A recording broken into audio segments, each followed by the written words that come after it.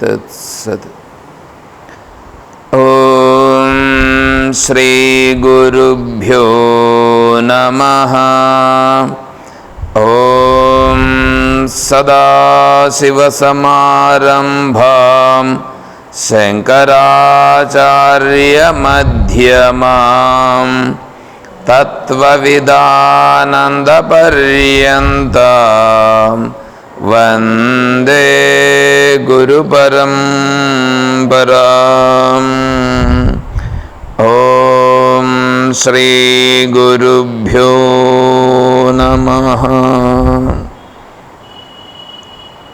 పూజ్య గురుదేవులు తత్వవిదానంద సరస్వతి స్వాముల వారి దివ్య చరణారవిందములకు ప్రణమిల్లుతూ పరిపూర్ణ పరబ్రహ్మస్వరూపులకు ప్రియాత్మ బంధువులారా, ఓం.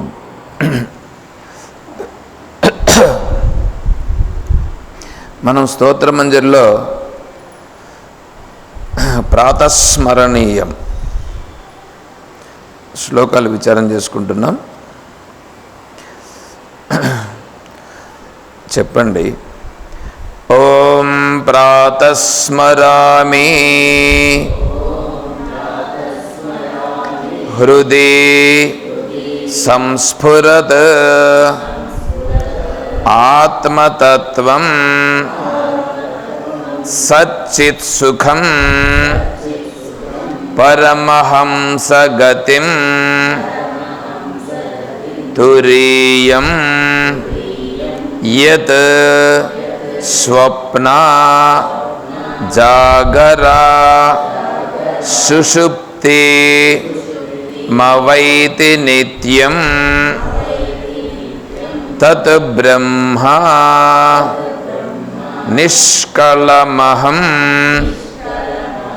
న చ భూత సంఘః.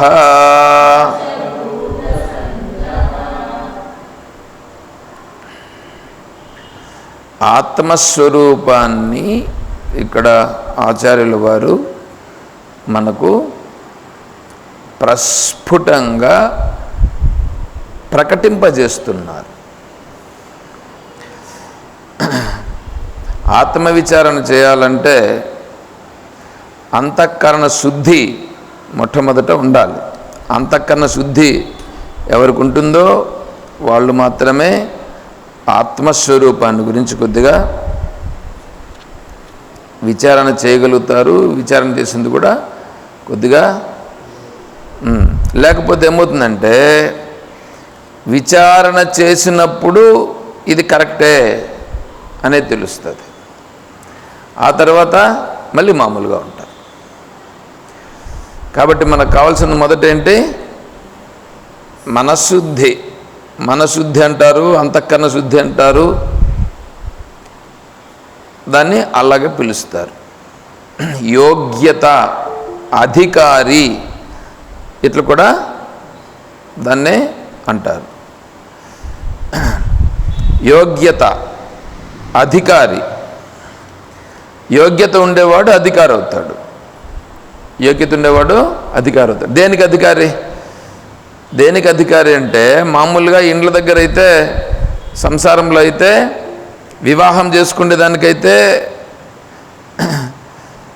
యుక్త వయస్సు వచ్చినటువంటి వాళ్ళు, స్త్రీ పెళ్లి కుమార్తె అవుతుంది, పురుషుడు పెళ్లి కుమారుడు అవుతాడు.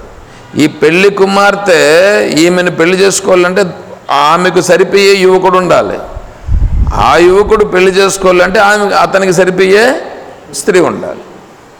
అప్పుడు వాళ్ళు అధికారులు అవుతారు. ఈ వీళ్ళు 70 ఏండ్లు ఒక అతను, 70 ఏండ్ల ఆయనకు 23 ఏండ్ల ఆమెను వివాహం చేసుకున్నాడు. మూడో పెళ్ళి. ఆమె అతన్ని ఇష్టపడి పెళ్లి చేసుకుంది. ఎందుకు? ఆయన వెనకాల ఉండేటువంటి ఐశ్వర్యాన్ని, ఆస్తిని చూసి. ఏమనాలి ఇప్పుడు మనం?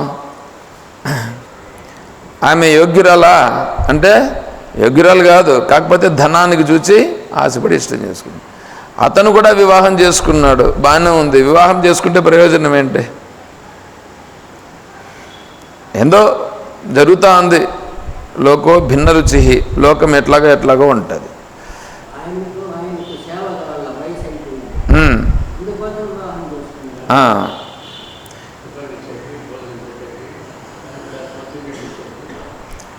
దానికి వివాహమే చేసుకోవాల్సిన పనిలా వేరే విధంగా ఎవరినో ఒకరిను పని మనుషులను పెట్టుకోవచ్చు.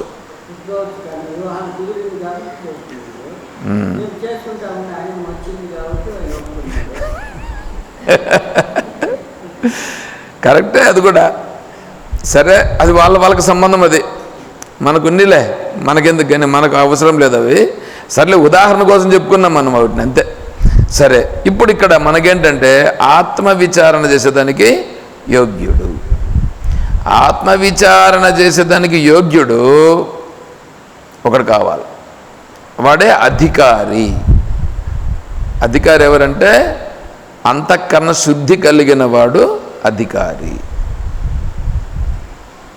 అంతఃకరణ శుద్ధి గురించి మనం చెప్పుకుంటూ ఉన్నాం. సరే, ఇప్పుడు ఇక్కడ ఏంటి? ఇప్పుడు దీంట్లో ఆత్మస్వరూపం ఎలా ఉంటుంది అనేది. ఇప్పుడు కొండ ఉంది తెలుస్తుంది కదా మనకి. కొండ ఉంది, కొండ తెలుస్తూ ఉంది. ఆ కొండ ఎదురుగా కనిపించి కొండ జ్ఞానం మనకు కలుగుతూ ఉంది, అవునా? అప్పుడు కొండ జ్ఞానం కలిగినప్పుడు కొండ ఉంది అని మనం గుర్తిస్తున్నాం. కొండ ఎదురుగా కనిపించకపోయినా కొండ జ్ఞానం కలిగితే కొండ కూడా ఉంది అని తెలుస్తుంది.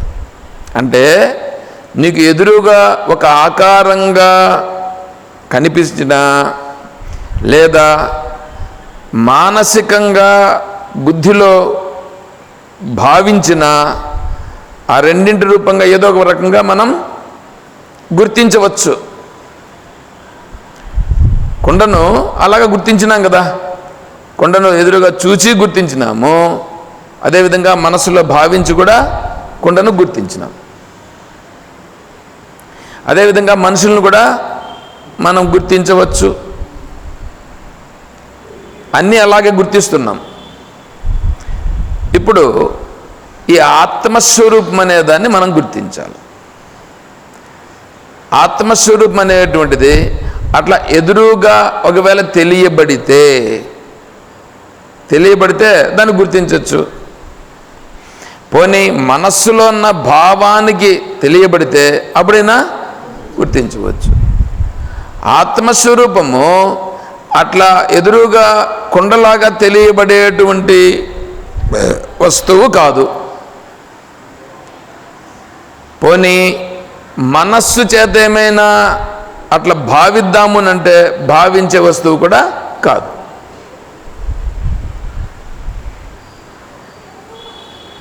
ఎదురుగా కనిపించేటువంటి వస్తువు కాదు, మనస్సు చేత భావించేటువంటి వస్తువు కూడా కాదు. అంటే రెండు రకాలుగాను కాదు. చూడండి, మనము ఏదైతే చూస్తున్నామో, ఏ దేవతలనైతే చూస్తున్నామో, ఏ దేవతల కోసమని మనం వెళ్ళి ఎక్కడెక్కడో అన్నీ తిరుగుతున్నామో అవన్నీ కూడా ఏమైనాయి? ఇప్పుడు కంటికి కనిపించే రూపాలైనాయి. కంటికి కనిపించే రూపాలు ఇవైనాయి. ఆ తర్వాత మనస్సు చేత భావించేటువంటివి కొన్ని అయినాయి. కొన్ని మనస్సు చేత భావించేటువంటివి ఏంటివి? ఇప్పుడు స్వర్గం ఉందో లేదో మనకు తెలీదు, కానీ స్వర్గం అని చెప్పి కొద్దిగా భావిస్తాం. స్వర్గం ఇట్లా ఉంటుందంట. అదేవిధంగానే వైకుంఠాన్ని గురించి భగవద్ రామానుజాచార్య స్వామి వారు వర్ణించేసినాడు. భగవద్ రామానుజాచార్య స్వామి వారు వైకుంఠ గద్యం విన్నారా ఎప్పుడన్నా? కనకవల్లి అమ్మగారిని అడగండి, మీకు నేర్పిస్తారు. క్లాసులు చెప్పి నేర్పిస్తున్నారు. వైకుంఠ గద్యము. ఇప్పుడు మనకు ఆశ్రమం ఉంది కదా, ఆశ్రమానికి కాంపౌండ్ వాళ్ళు ఉందా? ఇట్లా వైకుంఠానికి కూడా ఒక కాంపౌండ్ వాళ్ళు ఉంటుంది. ఆ కాంపౌండ్ వాళ్ళకి ఇప్పుడు మనకు ఇది బంగారు గుడి ఉంది చూడండి. బంగారు వాకిలి కాదు, బంగారు గుడి ఇక్కడ వేలూరు. బంగారు గుడి చుట్టూ ఒక కందకం ఉంది. కందకం అంటే చుట్టూ కాలువలాగా ఉంటుంది, నీళ్లుంటాయి. అదే విధముగా వైకుంఠంలో కాంపౌండ్ ఉండి కాంపౌండ్ చుట్టూ నీళ్లుంటాయి. ఆ నీళ్ళల్లో ఈ హంసలు ఈదుతూ ఉంటాయి. దాంట్లో ఇంకా తామర పుష్పాలన్నీ వికసించి ఉంటాయి. ఇంకా ఆ కాంపౌండ్ వాళ్ళకేమో బయట అవి అట్లా చూస్తానే నీకు ఆహ్లాదాన్ని గొలుపుతుంది. మళ్ళా ఆ కాంపౌండ్ వాళ్ళు దేంతో కట్టుంటారు, ఇంకా దాని వర్ణన. దాని లోపలికి వస్తే మామూలుగా ఈ పార్కులు ఉంటాయి చూడండి, అలాగ అందంగా అలంకారం చేసి ఉంటారే. రాష్ట్రపతి భవన్ ఎవరైనా చూసినారా? రాష్ట్రపతి భవన్ చూడండి కావాలంటే, మీకు ఎంత బ్రహ్మాండంగా ఉంటుందో తెలుస్తుంది. అదేవిధంగానే అక్కడ కూడా వైకుంఠంలోకి ఎంటర్ అయితే ఇట్లా బ్రహ్మాండంగా అన్నీ ఉంటాయి. ఇంకా ఆ తర్వాత ఒకరొకరే ఏదో వాళ్ళ స్టేజ్ కొద్దికి వాళ్ళు ఉంటారు. వాళ్ళందరినీ దాటుకొని పోతే ఇంకా మళ్ళీ లోపల ఎక్కడో ఉంటాడనమాట విష్ణువు. సరే, ఇదంతా వైకుంఠ గద్యం అంటే భగవంతుడు అక్కడ అలా ఉంటాడు. ఇప్పుడు అది కూడా భావానికి దొరికిందా లేదా? భావానికి దొరికింది. ఇంకా కైలాసాన్ని గురించి కూడా వర్ణనలు ఉన్నాయి. కైలాసాన్ని గురించి కూడా మనం ఆ కైలాస పర్వతాన్ని గురించి వెళ్ళినామంటే, ఈ శివపురాణము ఇటువంటి వాటికి వెళ్ళినామంటే, శివపురాణం, లింగపురాణం వీటికి పోతే ఆడ దొరుకుతుంది. ఇంకా మీరు ఇంక వేరే లోకం మణిద్వీపం అది దొరుకుతుంది. సాకేత లోకం అది దొరుకుతుంది. సాకేత లోకంలో శ్రీరామచంద్రుల వారు ఉంటారు, తెలుసా?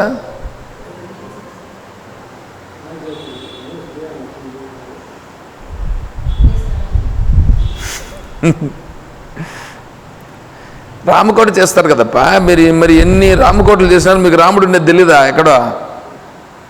ఎక్కడుంటాడు రాముడు?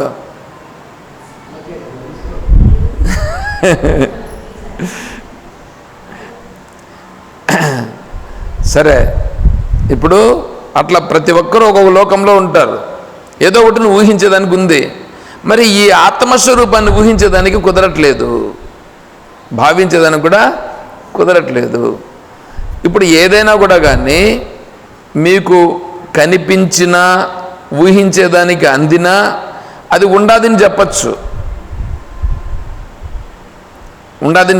దానికోసం ఏదో ఒకటి ప్రయత్నం చేయొచ్చు. అందుకే కదా అందరూ ప్రయత్నం చేస్తూ ఉన్నారు. ఏంటంటే అన్నింటికి పొందేదానికి ప్రయత్నం చేస్తున్నారు. మరి ఇదేంది? ఇది ఆత్మస్వరూపము. అది కనిపించదు, భావించేదానికి తెలియదు, కనిపించదు, కొన్ని భావిద్దామంటే తెలియదు. అట్లాంటిది ఉంది అని అంటున్నారు. అది ఉందా లేదా? ఇప్పుడు ఉంది అంటే ఒకనికి కాకపోయినా ఒకనికైనా ఈ విధంగా కనిపించాలి కదా. ఒకనికి కాకపోయినా ఒకనికి కనిపించాలి, వాడు చూపించాలి కదా. మరి ఎక్కడుంది? కాబట్టి ఆత్మస్వరూపం లేదు. ఇది కొంతమంది చేసిన నిర్ణయం. పండితులు సిద్ధాంతంలో కొంతమంది చేసినటువంటిది పూర్వపక్షం. బాగుంది లేదు? ఇది పూర్వపక్షం అని అంటే ఇక్కడ చెప్తున్నటువంటి వాళ్ళు అది లేదయా, అందుకే ఫలానా ఆయన దేవుడు. అది ఉంటే కనిపించాలా, అది మాకేం కనిపించట్లేదు. ఒకవేళ ఉందని నువ్వు అంటున్నావు, శాస్త్రం చెప్తాను, ఆ శాస్త్రం చెప్తాను నువ్వు అంటున్నావు కాబట్టి నువ్వు పెట్టుకో, మాకు కనిపించట్లేదు కాబట్టి మాకు అవసరం లేదు. మీ మీ మీ దేవుడే మాకు అవసరం లేదు, పో ఏమన్నా చేసుకోపో.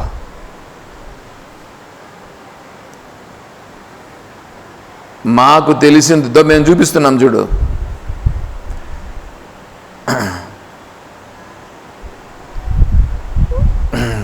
ఇప్పుడు ఒకటి టెంకాయ చెట్టు కింద కూర్చొని ఉన్నాడు.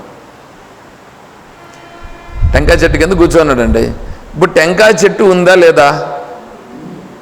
టెంకాయ చెట్టు కింద కూర్చొని ఉన్నాడు, గుండు ఉంది. టెంకాయ చెట్టు లేదండి. అద్వైతులు ఏమంటారు? టెంకాయ చెట్టు ఊరికే కనిపించేదే కానీ అది మిథ్య, కనిపిస్తుందే కానీ మిథ్య లేనిది అని కదా అని అంటూ ఉంటారు.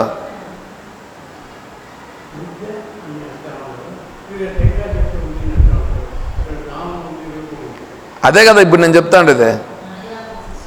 ఇప్పుడు మాయ అని అంటున్నావప్ప నువ్వు, ఈ ప్రపంచమంతా ఈ సృష్టి అంతా మాయ అని కదా అని అంటా ఉండేది. మాయ అని అంటున్నాడు ఒకడు, ఎవరు? అద్వైతవాది. అద్వైతవాది వచ్చి మాయా అని అన్నాడు. ఈ మాయా అనిన తర్వాత ఆ టెంకాయ చెట్టు దగ్గర కూర్చోన్నాడు ఎండకి, వేరే చెట్టు అది కనిపించకపోగా. అదేమైంది? ఊడి పడింది. ఏడపడింది? తలపైన పడింది. తలపైన పోని జిట్టున్న ఉందా? జిట్టు లేదు. పడితే ఎట్లుంటుంది? దిమ్మ తిరిగిపోయింది. ఇంతకుముందు కూడా ఒక అతను కూడా అదే విధంగానే టెంకాయ చెట్టులో నుంచి టెంకాయ పడి తల పెద్ద ఇబ్బంది అయిపోయేసేసి పోయి మళ్ళీ స్కానింగ్ తీసుకొని ఏమేమో చేశారు. లోపల ఏదో రక్తం నాకు గడ్డ కట్టిందా ఇంకా తను.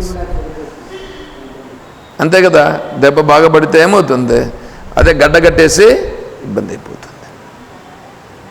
అంత పరిస్థితులు వస్తాయి. ఇప్పుడు ఈ అద్వైతవాదిని అడిగారు, ఏమిరా నీ అద్వైతం ఏమైంది? ఇప్పుడు అంత మాయా అని అన్నావు కదా, మాయనా? మాయ అయితే ఇప్పుడు నువ్వు ఎట్లా ఉండాలా? పడింది. వాడన్నాడు అప్పుడు, ఇది కూడా మాయ అన్నాడు వాడు. ఇది కూడా అదే. విను, నీ బుద్ధిని ప్రవేశపెట్టద్దు. నువ్వు చెప్పేకి లేకపోతే అంటే నేను చెప్పినాను అన్నమాట. నువ్వు ఓపిక పట్టి నేను ఎంత చిన్నగా తీసుకుపోతా ఉన్నా. చిన్నగా ఎందుకు? ఆలోచన చేయాలి.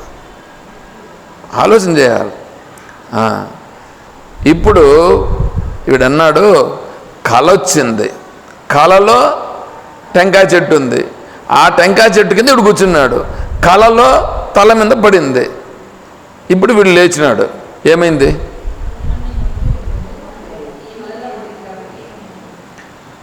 మరి ఇదంతా కళ వంటిది. ఇది ఎప్పుడు? ఆత్మస్వరూపం తెలుసుకో. ఆత్మస్వరూపం తెలుసుకుంటే నీకు ఇది కళ అవుతుంది. ఆత్మస్వరూపం తెలుసుకోకుండానే నువ్వు వెంటనే నిర్ణయానికి వస్తే ఎట్లాగా? ఇంతసేపు చెప్తాంటే నువ్వు చూచి భావానికి చూపుకి రెండిటికి తెలియబడినది అని కదా చెప్పినాం. ఆటికి రాకుండా కనిపించేదాన్ని వినేదాన్ని దీన్నే పట్టుకుంటే ఎట్లాగా?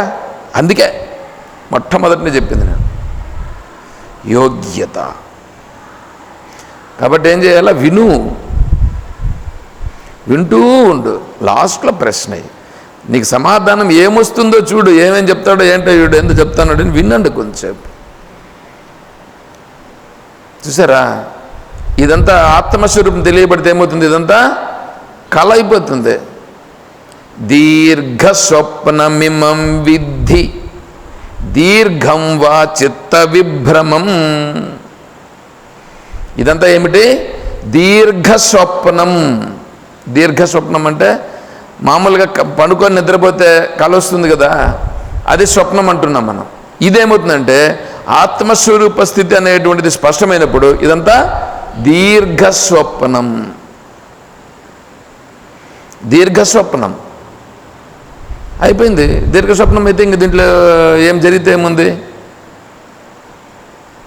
దీర్ఘం వా చిత్త విభ్రమం. దీర్ఘమైనది చిత్తము, నీ చిత్తం అంటే నీ మనస్సు తోపిస్తున్నటువంటిది ఇదంతా. అయిపోయింది. సరే, అది ఎట్లా అనేటువంటిది ఇప్పుడు ఇక్కడ చూసుకోవాలా. దాన్ని చెప్తున్నారు స్వామి. అటువంటి దాన్ని నేను ఇప్పుడు చెప్పాలా, మీకు అర్థమయ్యేటట్లుగా, కొద్దిగా కొన్నా మనకు అర్థమయ్యేటట్లుగా మనం కదా విచారం చేసుకోవాలా. చూడండి, యత్ తత్ బ్రహ్మ అన్నాడు. చివరి లైన్లో తత్ బ్రహ్మ ఉందా? తత్ బ్రహ్మ. తత్ అంటే అది బ్రహ్మ. అదయ్య బ్రహ్మ. ఏదయ్య బ్రహ్మ? ఏదో ముందర చెప్తా ఉన్నాడు. ఇవంతా చూస్తే నీకు అది బ్రహ్మ. ఏమండి, ఆకాశము ఉందా? ఎక్కడుంది? చూపించండి.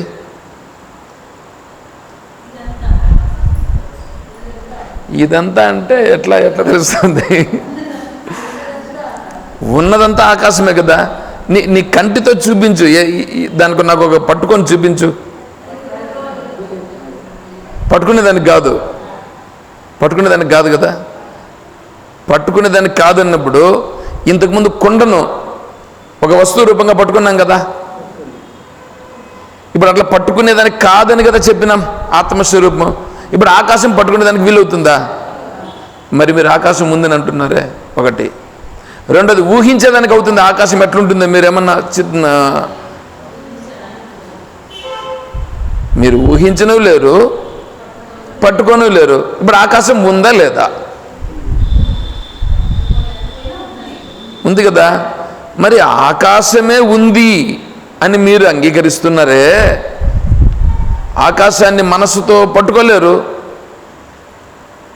తర్వాత మనసు చేత కూడా ఇలాని ఊహించలేరు. మరి ఆకాశం ఉంది అని ఎలా చెప్పగలవు అని అంటే తెలుస్తూ ఉంది కాబట్టి. తెలుస్తూ ఉంది కదా. ఏంటి ఆకాశం అంటే ఈ డేక్ష బోలించినారు, అట్లా బోలించినారా? ఏంది ఆకారము? ఏం ఆకారమా?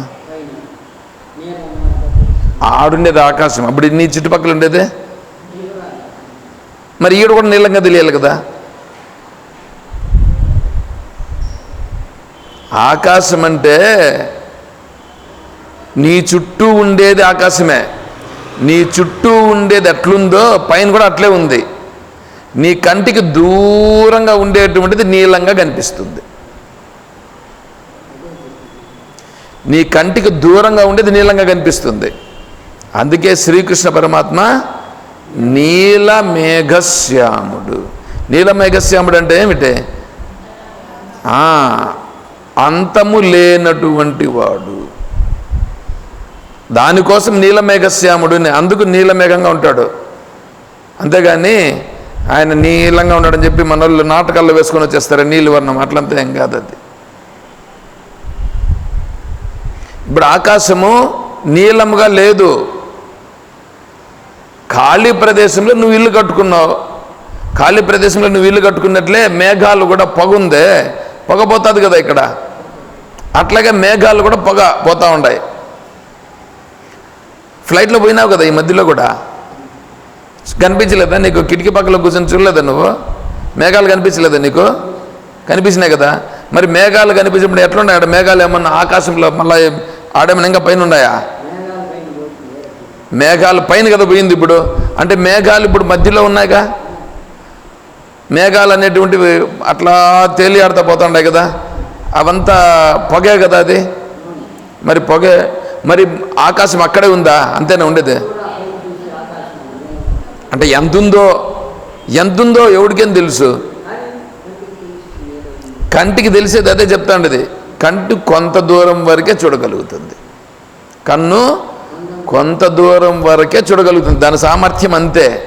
అందుకని దూరమైందని ఏం చేస్తుందంటే కన్ను, నేను చూడలేని మహాన్ ప్రభు అని చెప్పేసి మహాప్రభు అనేసి నీలంగా చూపించేస్తుంది. కన్ను చూడలేని దాన్ని నీలివర్ణంగా చూపించేస్తుంది. అది దాని పరిస్థితి. అర్థమైనా ఇప్పుడు? కాబట్టి ఆకాశం అంటే ఎక్కడుంది? అంతటా ఉంది, నీ చుట్టుపక్కల కూడా ఉంది. కానీ పట్టుకునే దానికి వీలు కాదు, దాన్ని ఇలా ఉంటుందని చెప్పడానికి వీలు కాదు. కానీ ఆకాశము పంచమహాభూతములలో ఒకటి, అందువలన అది పుట్టినది. ఆత్మస్వరూపం అట్లా కాదు. ఆత్మనాకాశ సంభూత, ఆకాశాద్వాయు, వాయోరగ్ని, అగ్నేరాపః, అద్భ్య పృథివీ, పృథివ్యాం ఓషధయ, ఓషధేభ్యోన్నం, ఏషోన్నరసమయ పురుష. ఈ పురుషుడు ఎట్లా పుట్టినాడని చెప్పేదాన్ని ఉపనిషత్ చెప్పింది. ఆత్మనః ఆకాశ సంభూత, ఆత్మ నుంచి ఆకాశం పుట్టింది అని చెప్పింది. అంటే ఇప్పుడు పుట్టింది కదా, అది నువ్వు పుట్టినావు కదా, నువ్వు పుట్టినట్లుగా ఆకాశం కూడా పుట్టింది. దాన్ని ఎట్లా పుట్టింది అనే విషయానికి మళ్ళీ నువ్వు విచారణలకు మళ్ళీ ముందుకు పోవాల్సి వస్తుంది. ఇప్పుడు మనకు ఆ విషయం కాదు ఇప్పుడు ఇక్కడ టాపిక్. ఈ టాపిక్ ఆత్మ విచారణ చేసేదానికి లోపలికి గడ్డి తీస్తూ ఉన్నాం. మననే కొద్దిగా తీసినాం గడ్డి, ఇప్పుడు ఇంకా కొంచెం గడ్డి తీసి లోపలికి పోవాలి కదా, ఎంతసేపు అయినా బయటనే కూర్చున్నట్టు ఎట్లాగా. ఇప్పుడేమిటి? ఆకాశము వంటిది ఆత్మ, బ్రహ్మమాకాశ సదృశం. యథాకాశస్థితో నిత్యం వాయు సర్వత్ర గో మహాన్ తథా సర్వాణి భూతాని.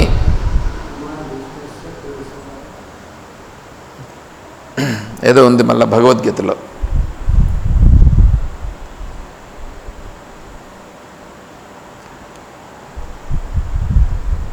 యథా సర్వగతం సౌక్ష్మ్యాద్ ఆకాశం నోపలిప్యతే, సర్వత్రా వసతో దేహే తథాత్మ నోపలిప్యతే. 13వ అధ్యాయం. తథాత్మ నోపలిప్యతే. ఆకాశము ఏ విధంగా వీటన్నింటితో ఏమన్నా అంటుకొని ఉంది? ఆకాశం ఏమి అంటుకోలేదు, కానీ ఇవన్నీ ఆకాశంలో ఉన్నాయి. అదేవిధంగానే ఈ శరీరము ఆత్మస్వరూపము నందు ఉన్నట్లుగా ఉన్నది, ఆత్మస్వరూపం నందు ఉన్నట్లుగా ఉన్నది. ఆత్మస్వరూపము దేన్ని అంటుకోవడం లేదు. ఇప్పుడు టెంకాయ పెడితే ఏమి, మిరపకాయ పెడితే ఏం పడినా అంతా ఒకటే. అది దాంట్లో ఈ శరీరము జగత్తులోనిదే, అది కూడా జగత్తులోనిదే. కాబట్టి ఇది తెలిసిన వాడు ఏమవుతాడంటే దీనికి విలువనివ్వడం మానేస్తాడు.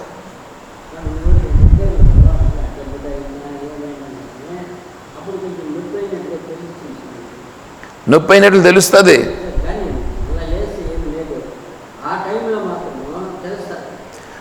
ఆ టైంలో తెలిసినట్లే ఇప్పుడు కూడా నీకు దెబ్బ తగిలితే నీకు నొప్పి తెలుస్తుంది. ఇప్పుడు నువ్వేమనుకుంటున్నావు? ఇదే నిజంగా నొప్పి తగులుతా ఉంది, ఇదే నిజంగా తగిలిందని నువ్వు అనుకుంటున్నావు.